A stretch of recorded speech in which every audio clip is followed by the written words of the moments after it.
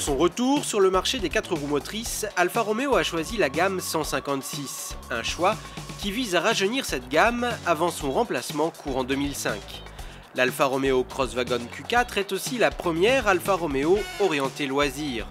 Directement dérivée de la 156 Sportwagon version break de la 156, la Crosswagon Q4 affiche une garde au sol surélevée de 6,7 cm, des protections de coque et de bouclier en aluminium, des pneus majorés All Seasons, des passages de roues élargis et des barres de toit en aluminium. Bref, le look du parfait petit baroudeur, mais sans ostentation.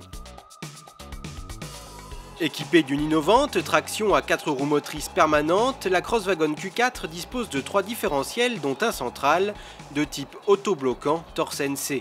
Il permet de répartir en permanence le couple entre les roues avant et arrière, privilégiant légèrement l'arrière avec une répartition de base de 58% contre 42% à l'avant.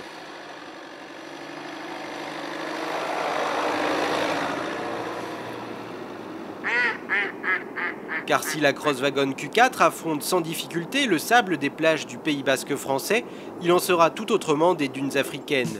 Malgré son look, la voiture est clairement taillée pour la route, la traction intégrale lui assurant un niveau de sécurité extrême sur tout type de revêtement et dans toutes les conditions climatiques.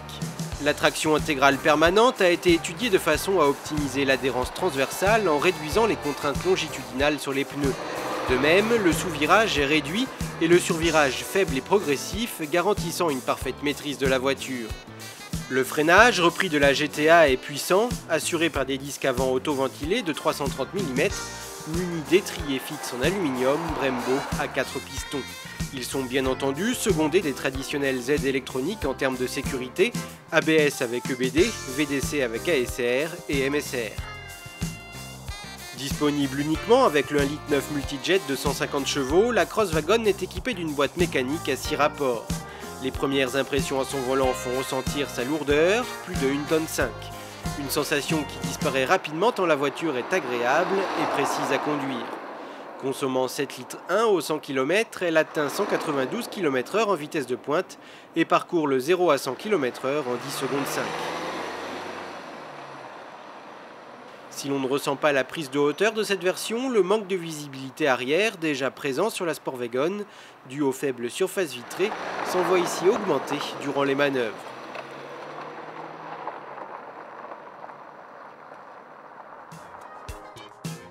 À l'intérieur, la Crosswagon reçoit une sellerie en Alphatex ou en cuir selon les finitions.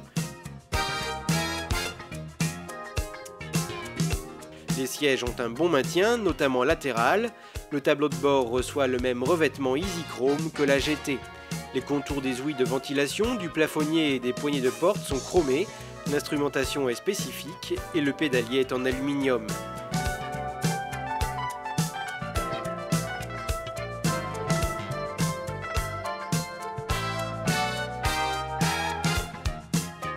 Les versions sélectives reçoivent en plus une moquette et des tapis de sol spécifiques, ainsi qu'une boussole intégrée au rétroviseur intérieur. Un dernier gadget dont Alfa Romeo aurait pu se passer. On regrettera, comme sur la Sportwagon, que le coffre ne soit pas digne d'un break, seulement 360 décimètres cubes, allant jusqu'à 1180 une fois la banquette arrière repliée. Mais la 156 Sportwagon, comme la Crosswagon, se veut avant tout esthétique. Elle a d'ailleurs remporté le trophée du design cet été à Val d'Isère.